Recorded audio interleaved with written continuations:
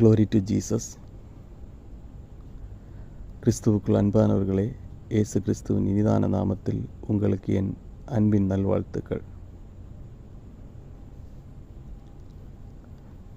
அன்பானவர்களே,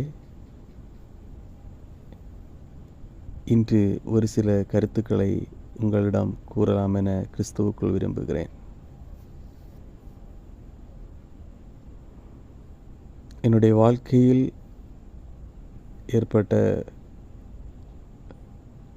ஒரு சில இழப்புகளை பற்றி உங்களிடத்தில் கூறுகிறேன்.